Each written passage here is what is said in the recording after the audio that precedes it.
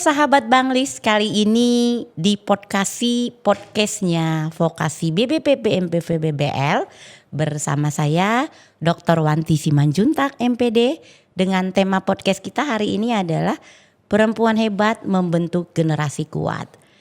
Hari ini adalah episode yang sangat spesial. Tahu kenapa? Karena kita akan berbincang hangat dengan sosok inspiratif yang telah banyak memberikan kontribusi nyata dalam pemberdayaan perempuan khususnya di lingkungan BBPP MPV BBL.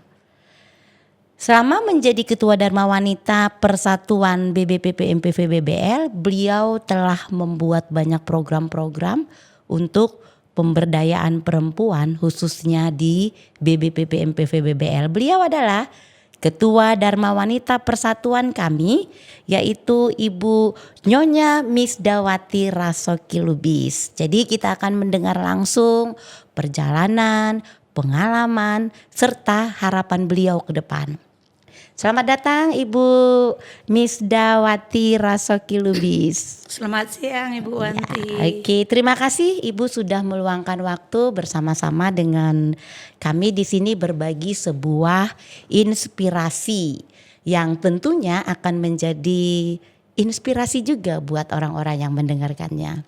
Baik, Ibu, jika kita berbicara tentang Raden Ajeng Kartini nih, tentu kita bicara tentang semangat perjuangan perempuan dalam pendidikan dan kesetaraan. Nah, apa ya makna semangat Kartini bagi Ibu secara pribadi, terutama dalam perjalanan Ibu sebagai Ketua DWP BBPP MPV BBL? Oke, terima kasih Ibu Dr. Wanti. Menurut saya perjuangan yang kita pedomani, yang kita teladani dari Ibu R.A. Kartini, kita kaitkan dengan Dharma Wanita yang dimana saya adalah Ketua Dharma Wanita BBBPP MPV BBL Medan. Maka saya menceritakan, memandangnya dalam bentuk perjuangan ibu-ibu dewi masa kini. Menurut saya ibu-ibu Dharma Wanita BBL Medan ini luar biasa perjuangannya dalam rangka mensupport bapak-bapak yang setiap hari bekerja, berkarya, berinovasi untuk BBL Medan, BBPP MPV BBL Medan ini Bu Wanti.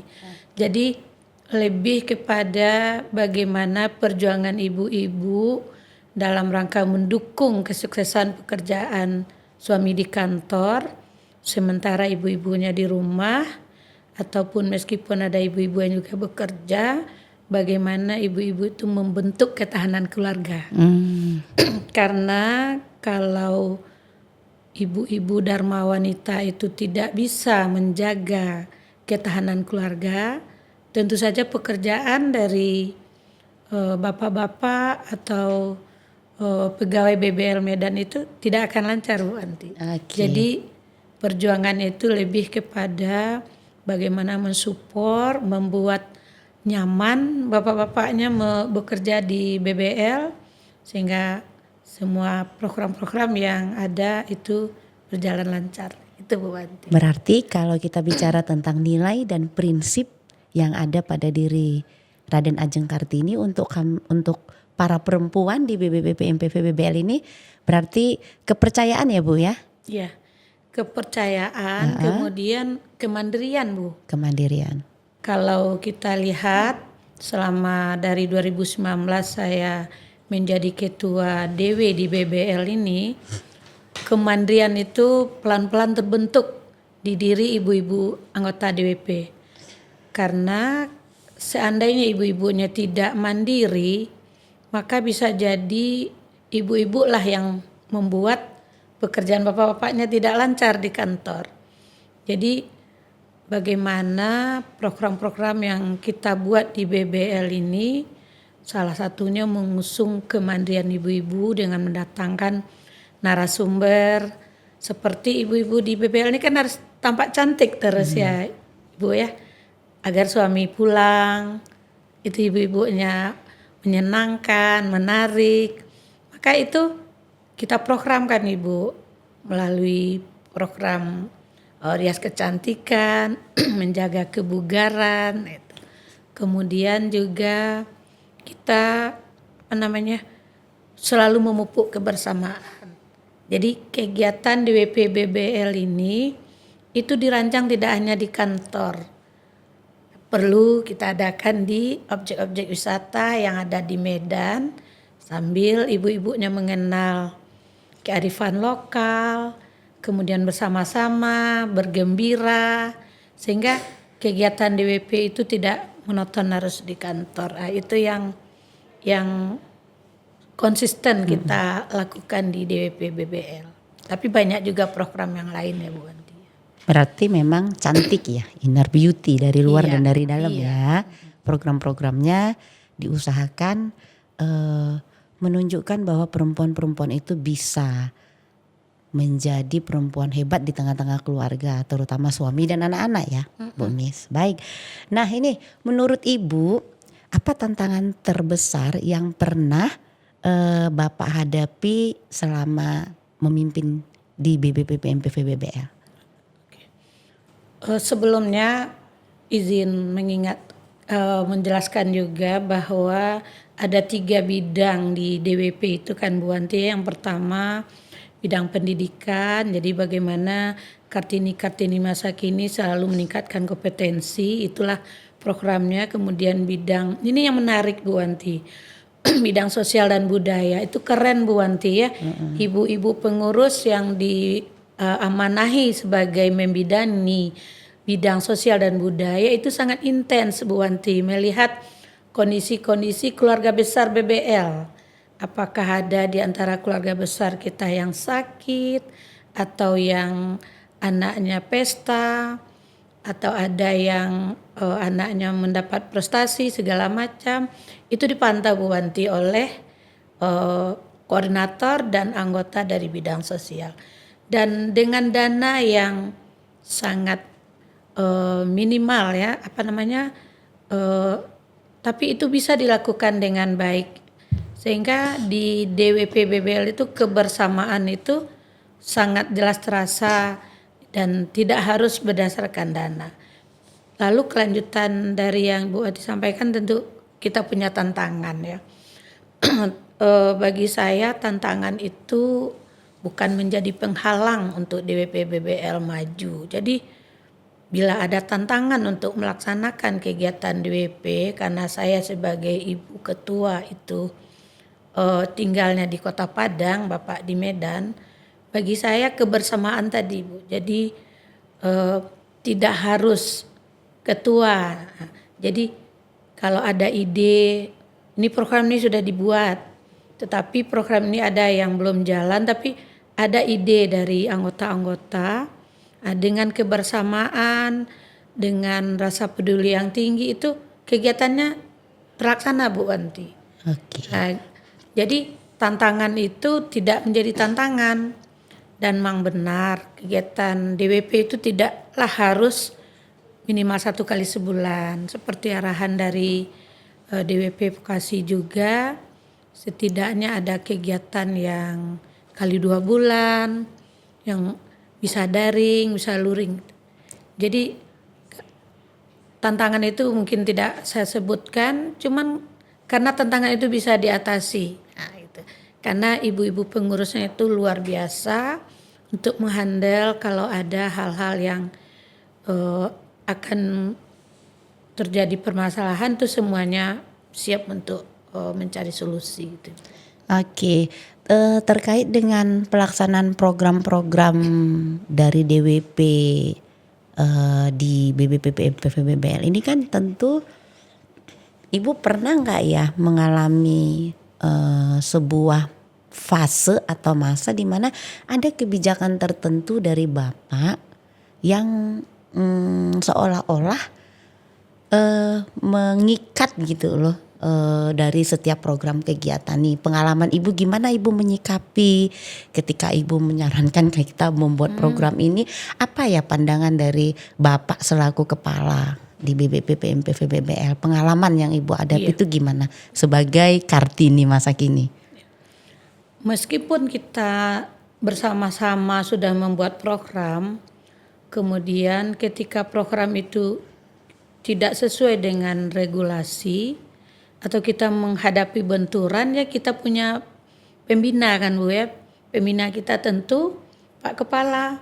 Jadi kita diskusi. Nah, bisa jadi sekretaris, bendahara itu datang ke Bapak berdiskusi.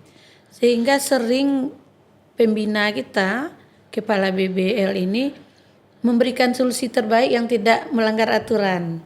Jadi ada beberapa kegiatan kantor seperti ketika kita mau meraih ZIWBK, ZIWBBM itu beberapa kegiatan kan secara tidak langsung dan langsung itu ibu-ibu DW diikutkan Ibu Wanti. Jadi kita tidak boleh membuat kegiatan yang ujung-ujungnya kegiatan kita itu malah merepotkan kantor. Nah, itu. Jadi diskusi dengan kepala, kemudian dengan pimpinan yang lain, kemudian akhirnya kegiatan itu mendapatkan solusi dan tidak menentang regulasi-regulasi yang ada. Gitu. Oke, baik. Ibu Miss, terkait dengan program-program unggulan kita tadi itu ada dari sosial ya. Dampak apa yang terasa bagi wanita-wanita kita ini Kartini masa kini di BBPPM PVBBL terkait program sosial? Yang paling jelas itu peduli Bu, peduli, empati ya, bahwa kalau kita sudah satu keluarga, kalau ada yang sakit kita merasakan bahwa ada yang sakit. Kita tidak menilai berapa bantuan Dharma Wanita, tapi kita menilai merasakan bagaimana kita bisa berempati terhadap keadaan orang lain. Jadi menurut saya itu poin penting di samping program tadi ada kecantikan, ada program webinar-webinar pendidikan, tapi yang sosial karena tanpa kekompakan ibu-ibu DW untuk mendukung suaminya bekerja dengan nyaman, saya rasa ZIWBK, ZIWBBM ini sulit juga kita dapatkan. Tapi alhamdulillah kan kita Dharma Wanita, saya sebagai Ibu Ketua Dharma Wanita berterima kasih kepada semua pengurus dan anggota DPBBL Medan dengan kepedulian sosial ini kita ikut mensukseskan apa yang diinginkan oleh instansi atau kantor suami kita bekerja. Itu Bu. Oke. Ini lagi nih Bu Miss. Ya Bu. Kan seringkali perempuan itu menghadapi tantangan dalam menyeimbangkan peran sebagai individu satu, kemudian sebagai anggota organisasi satu, dan juga itu di keluarga, peran sebagai keluarga. Nah, bagaimana cara Ibu mendorong perempuan-perempuan ini Kartini masa kini di BBL agar tetap produktif tanpa mengabaikan peran lainnya? Iya. Penting sekali untuk ibu-ibu Dharma Wanita meningkatkan kompetensi, skill. Kalau di zaman sekarang itu ada teknologi digital. Meskipun ada ibu-ibu Dharma Wanita yang bukan staf, tapi DWP kita selalu ingin meningkatkan kompetensi tentang pemanfaatan digital atau bagaimana cerdas bermedsos, karena kadang-kadang kalau tidak cerdas bermedsos kan Dharma Wanita justru mencemarkan nama kantor. Jadi pernah kan Ibu Wanti kita mengundang narasumber dari psikolog, dari orang yang paham teknologi, bagaimana ibu-ibu Dharma Wanita kita cerdas bermedsos, bisa meningkatkan kompetensinya di bidang digital. Kalau bisa ada juga yang ini Bu, kalau enggak salah Ibu Murni ya, dia itu jamur, membiakkan jamur. Kita belajar dari beliau. Ada dulu Ibu Muhammad yang sekarang juga Ibu Rotua itu peternak ayam. Kalau Bu Muhammad dulu ayam pedaging, kalau Ibu Rotua sekarang ayam Petelur telur. ya. Nah, itu kan pernah kita adakan kegiatan Ibu. Nah, itu kan berarti semacam apa namanya penerapan lah atau diimplementasikan lah ilmu-ilmu yang kita adakan di kegiatan DW. Jadi terasa ya Bu, Miss, bahwa setiap program peningkatan kompetensi berarti ya Ibu tadi ya, supaya para perempuan-perempuan ini bisa menyeimbangkan perannya sebagai individu, sebagai anggota keluarga, sebagai anggota organisasi terutama di BBL. Nah, terus menambahkan kompetensi ya. Nah, di samping itu kira-kira Bu Miss perlu nggak nih wanita-wanita ini menyeimbangkan manajemen waktunya gimana Bu Miss? Supaya bisa itu perannya kan kadang kan di rumah sudah capek gitu ya, di rumah ngurus ini dan itu dan sebagainya, ngurus suami. Nah, sekarang ini apa tipsnya dari Ibu gitu loh untuk mengatasi yang seperti ini, karena kita tahu Ibu itu kan punya tugas yang lain nih, kompetensinya tinggi nih. Pengawas handal nih, pengawas hebat. Terus Bapak di sini nih ya. Kan jadi bagaimana sih dari segi manajemen waktu, apa enggak menjadi faktor utama nih supaya kami ini para wanita-wanita ini bisa berbagi peran gitu. Gimana menurut Bu Miss? Ya. Sebagai kepala tentu Bapak Pak Roshoki ya tentu punya kegiatan yang banyak yang perlu kita dukung. Tetapi ketika mereka pulang berada di keluarga, kita harus maksimalkan waktu itu untuk bersama. Kita berdiskusi gitu ya. Belajar dengan pengalaman yang kita dapatkan dari tempat hal-hal lain kan banyak yang kalau suami sibuk kita cari pula kegiatan yang lain tapi itu tidak bermanfaat untuk keluarga. Tapi kalau bagi saya enggak, semakin banyak Bapak sibuk, saya pun minta restu beliau, saya pun menyibukkan diri untuk menambah pengetahuan. Jadi tidak harus diam gitu Ibu ya. Jadi selalu berkarya. Lalu ketika suami kita memang mengurus kegiatan kantor, kita harus percaya gitu Bu.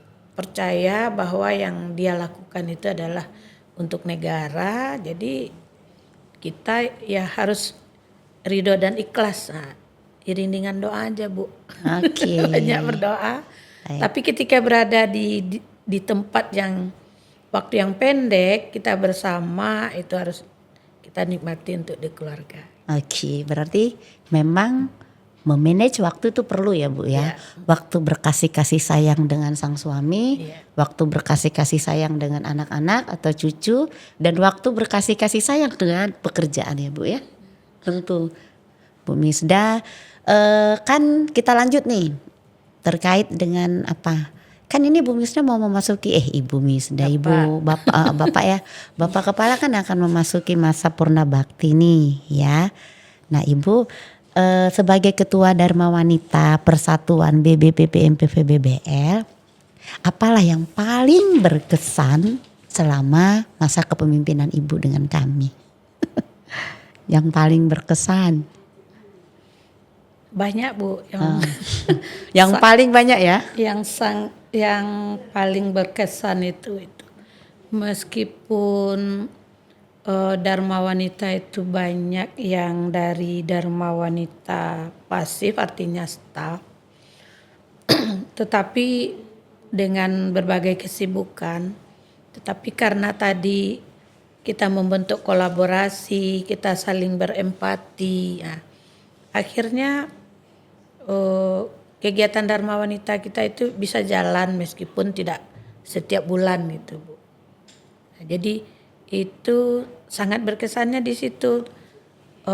Tidak harus ada Ibu Ketua menengok yang sakit, tapi seandainya saya berada di Medan, itu beberapa tempat yang ada kemalangan, pesta, insya Allah itu hadir. Itu yang paling berkesan ya? Iya. Yang lainnya? Tadi Ibu Miss bilang banyak, tuh satu kita keep ya. Berarti yang paling berkesan bagi Ibu Misda itu bahwa perempuan-perempuan di BBPPMPVBBL itu bisa bekerja dengan instruksi dan arahan dari ketua, meskipun ibu ketuanya tidak di tempat ya. Iya. Semua berjalan dengan baik. Itu yang kesan pertama ya Bu. Kesan berikutnya apa lagi nih Bu Mis?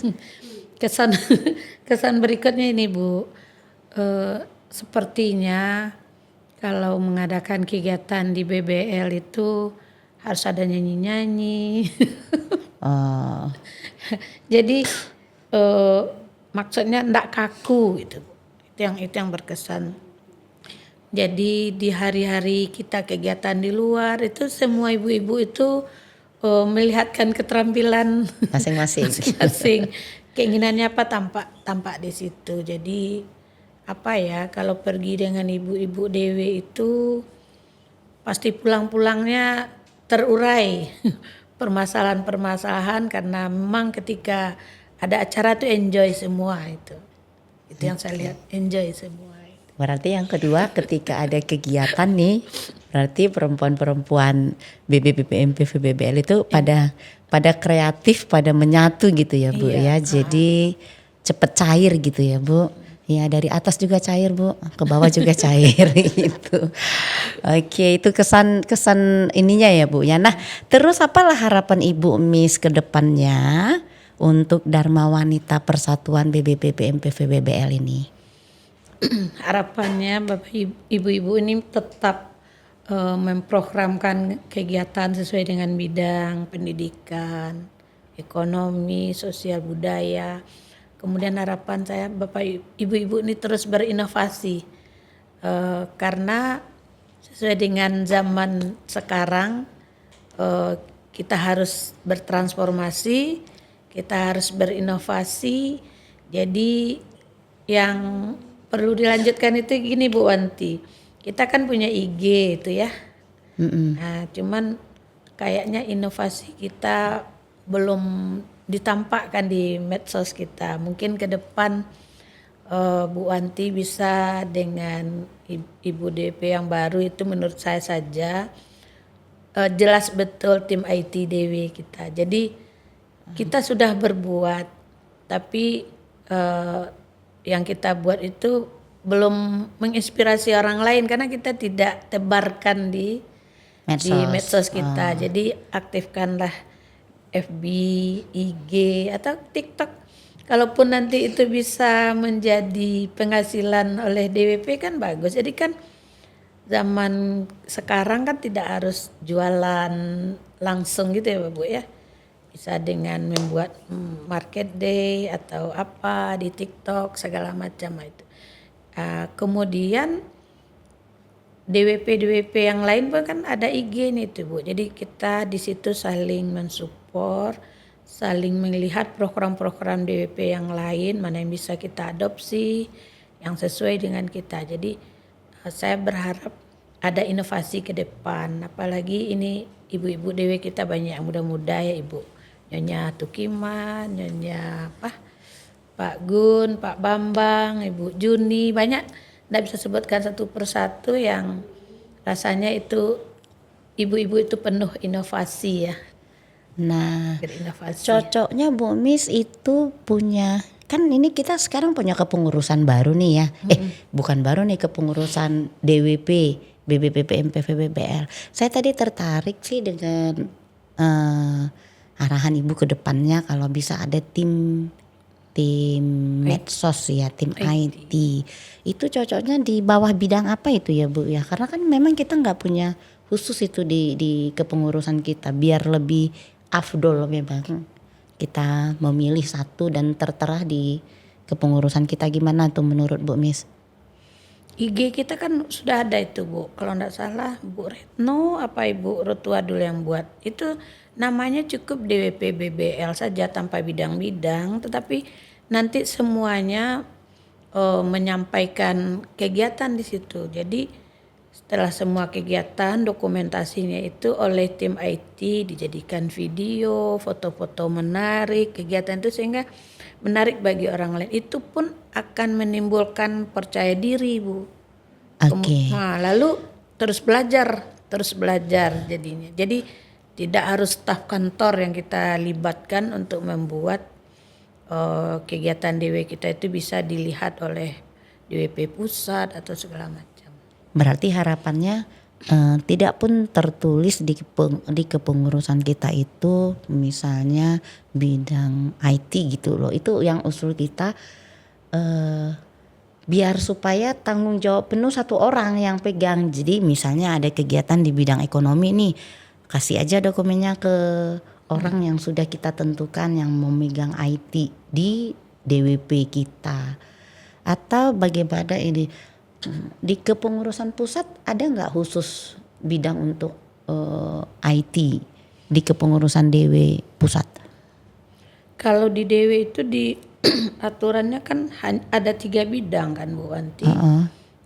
Ya 3, boleh dari 3 bidang itu yang kita ambil timnya. Bisa jadi tim sosial budaya, semua kegiatan itu didokumen, di-share gitu kan, diberi narasi yang menggugah orang lain gitu kan. Itu kan menimbulkan percaya diri dan selalu belajar jadinya tim kita. Boleh saja.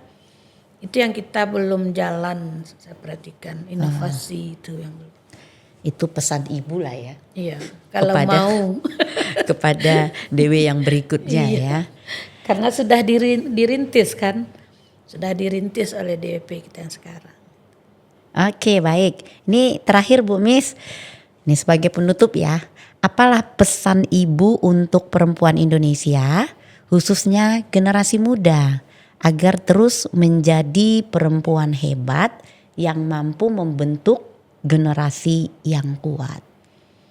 Tentu saja kita harus percaya diri sebagai perempuan, tapi percaya diri itu tidak muncul begitu saja, haruslah dengan meningkatkan kompetensi. Kalau kompetensi kita tidak meningkat atau tidak ada kompetensi di berbagai bidang, tidak mungkinlah muncul begitu saja percaya diri. Untuk itu harapan kami tentu mari terus belajar, kemudian mari selalu maju bersama-sama, kemudian mari selalu mengedepankan empati gitu Bu. Oke, generasi yang kuat ini gimana nih Bu Miss? Peran ibu terhadap generasi yang kuat nih, pesannya anak-anak yang bagaimana nih? Biasanya kalau ibu-ibu yang suaminya ASN kemudian menjadi ibu dharma wanita, itu kan tadi tugas utamanya kan menjaga ketahanan keluarga. Orang yang menjaga ketahanan keluarga semestinya orang itu harus hebat, hebat. Ketika si ibu sudah hebat, mandiri tadi, teladan, bisa berempati dengan lingkungan dan sebagainya tadi ya Bu Wanti, tentu saja suaminya nanti bekerja nyaman, sukses pekerjaannya, lalu anak-anak di rumah tentu menteladani ibunya. Ya. Dilihatnya ibunya selalu meningkatkan kompetensi, ibunya berempati ke lingkungan dan kemana-mana, ibunya selalu belajar, maka yakinlah kita akan terbentuklah generasi-generasi kuat di keluarga kecil kita. Kalau semua keluarga kecil BBL itu anak-anaknya kuat dengan menteladani ibunya tadi, tentu nanti generasi ini kan kuat. Jadi perempuan hebat itu akan menghasilkan generasi yang kuat. Betul kan Bu Dokter? Oke, baik. Ibu luar biasa sekali ya. Dan inspirasi yang telah dibagikan Ibu kepada kami para wanita-wanita Kartini-Kartini pada masa kini. Nah dari perbincangan ini kita belajar nih dari inspirasinya Ibu Miss, bahwa Ibu Miss Dawati Rasoki Lubis, bahwa sesungguhnya untuk seorang wanita yang kuat, yang bisa menghasilkan generasi yang tangguh, itu adalah wanita yang penuh percaya diri satu, kemudian yang belajar meningkatkan kompetensi, kemudian yang mempercayai suami,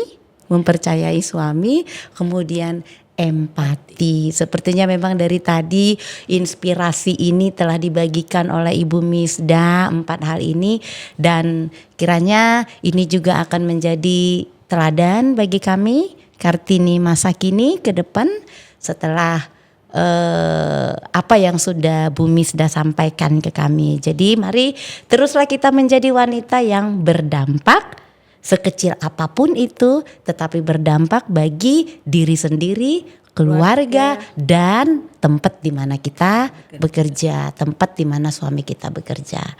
Baik, demikian kami mengundurkan diri. Saya Dr. Wanti Simanjuntak beserta narasumber kita yang cantik manis, Ibu Nyonya Misdawati Rasoki Lubis. Kami mengundurkan diri. Selamat siang, sehat selalu, sampai jumpa. Sampai jumpa.